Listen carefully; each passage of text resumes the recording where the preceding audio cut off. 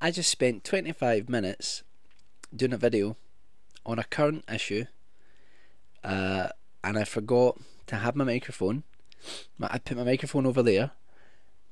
Not only that, I'd plugged it into the headphone socket, not the microphone socket, and it wasn't switched on. So I have like a 25-minute video with no sound on it, which is great. And I'm just double checking to make sure this is on. So anyway, I'm not doing that topic again for a while because that's me done with that. It didn't work out. What can I say? So I wanted to talk about Hitchcock as a director. Now I had touched on this in my last video. I talked about your favorite video, your favorite directors. It was a tag video. Go and check it out if you haven't. And I mentioned that John Carpenter was my favorite director, but I did say that I would make the argument that Hitchcock was the best director based on the amount of work he did, consistency and innovation throughout. Okay, now here's my topic for this video, which is Hitchcock as a horror director. Now you'll know by the background on my channel and everything, the name Horror of Mike, that I'm a massive horror fan, but a lot of people really cringe at looking on Hitchcock as a horror director. He himself never looked on himself as a horror director. He always looked on himself as doing suspense, which was something which was, very, very different to horror. And he actually made a few sort of derogatory comments about what he thought horror was, because he thought horror was full of like cheap tricks and things like that. Later on, of course, people like Stanley Kubrick would come along and Roman Polanski and make films that didn't use those same cliches, jump out scares or horrible things in your faces, to actually create suspense, but within a horror environment. Roman Polanski with Rosemary's Baby and The Tenant, and Stanley Kubrick with The Shining. But I would make the argument that Hitchcock very much is a horror director. Now, I'm not saying that all the films he directed were horror films. Far from it. Most of the films that he directed were not horror films. But there are films that he directed which I think have real strong elements of horror in them, and that's kind of what I want to talk about for now. So one of the first films that jumps to mind is Strangers on a Train. Strangers on a Train is a film about two men that have a chance meeting on a train. One of them is slightly unhinged and starts to talk about the problems he has with his father. He finds out that the man he's talking to has problems with his ex-wife, well, the wife he wants to divorce from and getting a divorce. And Bruno, the guy that's slightly unhinged, then sort of puts together this crisscross idea about, well, I'll do your murder, I'll kill your ex-wife and you kill my father, and the crime cannot be traced because we have no motive, we have no connection. And it's kind of about how Bruno goes and does one murder and then tries to get Guy, the protagonist, to do his murder. Brilliant, brilliant film. Definitely go and check it out if you haven't seen it. But in this film, Bruno is a real psychotic, sort of sociopath type of character, and he comes across in a very, very, very sinister, scary way. And I think that aspect of that film, especially the murder scene, is absolutely, it's a horror scene as far as I'm concerned. If you look at films later on, like films about murder, if you look at some of the Hannibal Lecter films, although some people would say they're not even horror, but you get what I'm saying. You look at some slasher films. That's probably a better example. When you look at Strangers in the Train, when that's happening, it's the sort of Kevin Spacey from Seven type character who is very unhinged and you can't really reason with, and brilliantly played. And just that whole sequence, it's at a fairground, which again gives it this sort of otherworldly, sort of eerie feeling, the same sort of feeling that you have with clowns, that sort of ambiguous or ambivalent feeling rather, because clowns are supposed to be things that like make people happy and instead, a lot of the time they come across as quite creepy, I think, anyway. So Strangers in the Train, I think, definitely has some horror elements in it, even though it is probably primarily a suspense film, but it does have those elements there.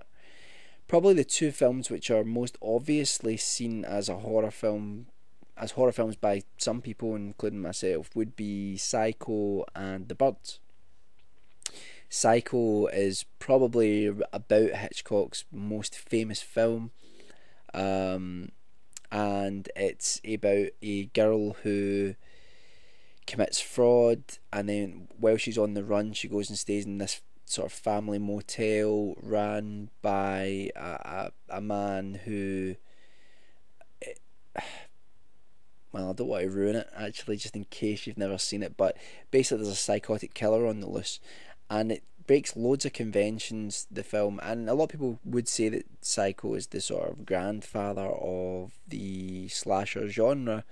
I think Halloween, etc., took a lot from Psycho, especially in the fact that you rarely see anything terrible happening, but you know it really has an impact on you.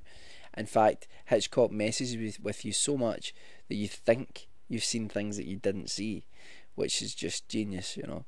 So I think, again, it has this sort of creepy old house, it has this psychotic killer on the loose, it has, you know, deaths, murder and suspense all in there. I think it's definitely a horror film. The Birds is Hitchcock's closest film to a monster movie.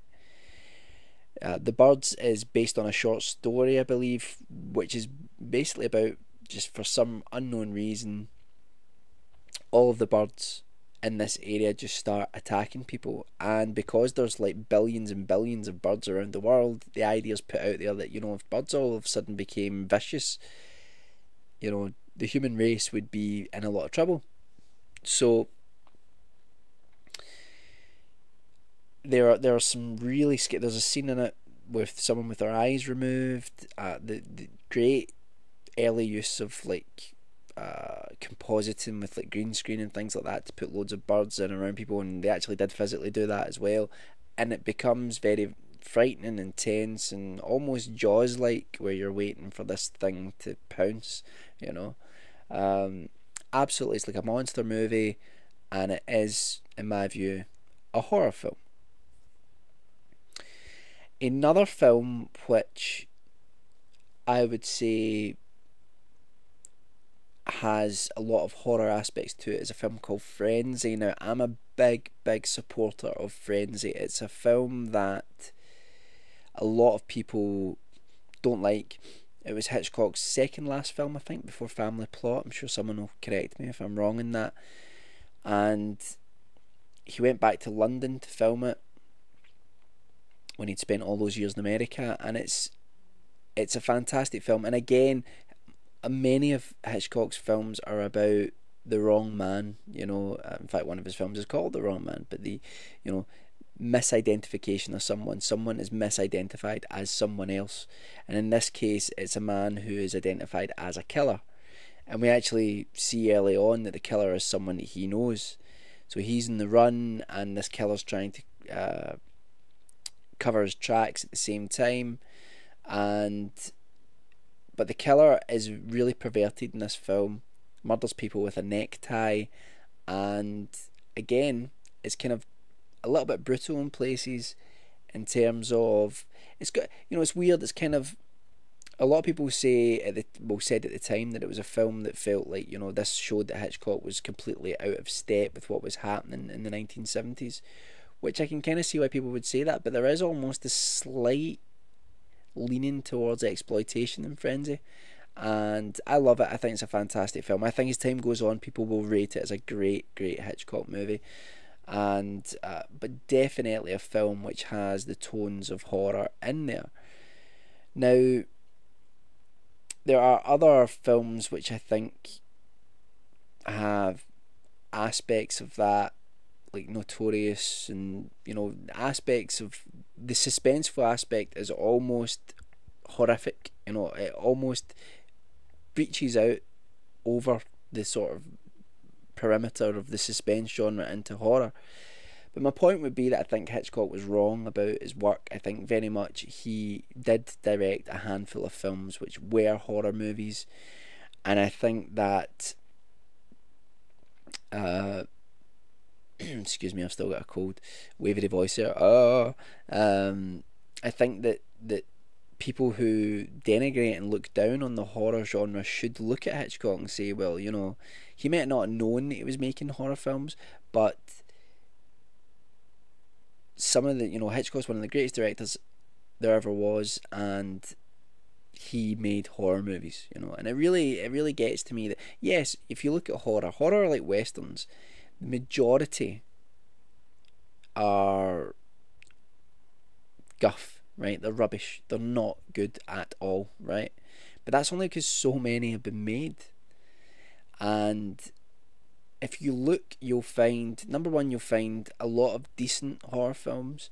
Number two, you'll find classic horror films that everyone knows about: Exorcist, The Shining, and Texas Chainsaw Massacre, Alien.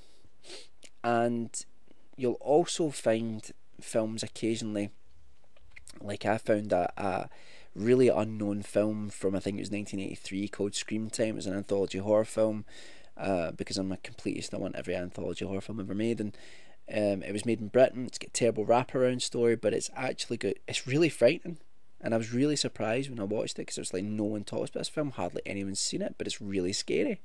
And you know, you'll find that there are loads of hidden gems in there, and there are loads of films people don't recognise now that because they were horror films they got ignored. And I just think that the genre really deserves the recognition that it should get, which is that it's as valid as any other genre out there. If you look at something like Let the Right One In, you know, horror films can be used to really explore important human issues just as much as any drama. And that's what I wanted to say. You know, Hitchcock, one of the greatest directors ever, was a horror director in some of his films, and that's about it. So what do you guys think? Do you guys think that there were elements of horror in Hitchcock's films? Do you think some of his films are outright horror? Or do you think that he was right when he made the assertion that he would never direct a horror film, and that he never did? So let me know what you guys think. And this was like a last minute topic, simply because I did that previous topic and it didn't work out because I didn't plug in the microphone.